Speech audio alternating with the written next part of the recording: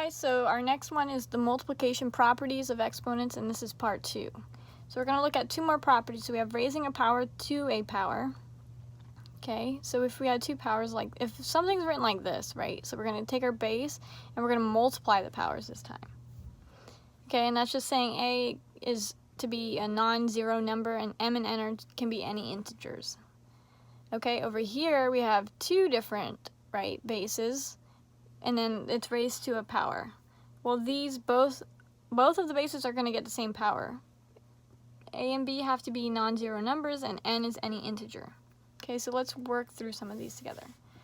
So for number 1, we have x squared, and then that's to the 4th power. So we're going to take x, right? This is all of number 1 is dealing with the first one. Okay, so we have x, and then we're going to have 2 times 4. 2 times 4 this time. So we have x to the 8th. Okay. Same here, we have y, and it's 10 times a negative 4. Okay, and we have y, and 10 times negative 4, it's negative 40. Remember that when we were trying, and they want us to use positive exponents.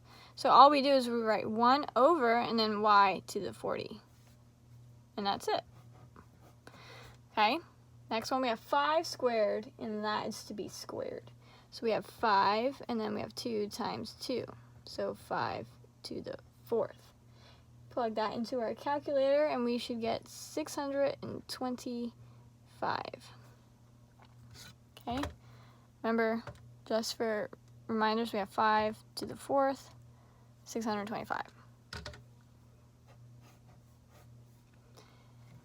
Okay, the next one we have 3 to the negative 1st power, and that's squared. So we have 3, and that's negative 1 times 2. So we have 3 to the negative 2nd power. So we have 1 over 3 squared, okay? We know that 3 squared is 3 times 3, which is 9. So we have 1 over 9. Next one we have negative 4 squared, and then that is cubed. So we have negative 4 squared, and that's cubed. So we have negative 4 to the 6th power. Okay, let me show you, when you guys plug this in, let me show you this mistake. So if you do negative 4 to the 6th power, like this, you're going to get a negative number. So when you're dealing with a negative number, you have to put it on inside of parentheses, then put it, okay, it's supposed to be positive. So when it's a negative number and this is even number, then it's positive. 4096, so 4096. Okay, let's move on to the next question. Okay, we're still simplifying each expression. Now we're using the other property, so we're using this one. So there's 2 different bases, but they're both going to get the same power. So we have x times y, and that's to the 9th power. So we're going to have x to the 9th times y to the 9th, which is x to the 9th times y to the 9th. So you just rewrite it like this. Okay, next one we have x to the negative 2nd times y to the negative 2nd. Okay, which is x to the negative 2nd, y to the negative 2nd, but remember we're using positive, so we just put it 1 over, and we just make it positive, x squared, y squared. Okay, that's our answer. The next one we have, so we have x squared times y to the 4th, and all of that is cubed. So we have x, right, and now we're using a little bit of both from before, so we're going to have 2 times 3 times y, which is to the 4th, times 3.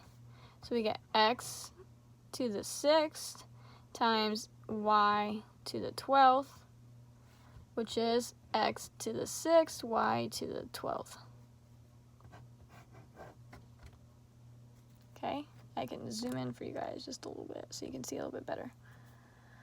Okay, next one we have 7x y to the 3rd, and then all that squared. So we're going to square everything. So 7 gets squared times x, that gets squared, then times y, and it was already cubed, and now we're going to square it, so we multiply.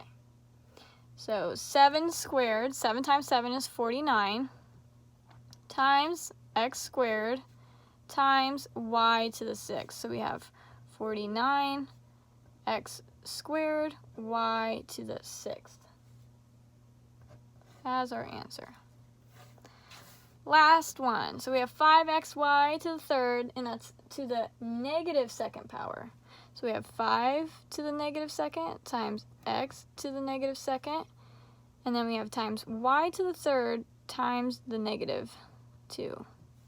Okay, so we have 5 to the negative 2nd times x to the negative 2nd times, and now we have y, and that's to the negative 6th power.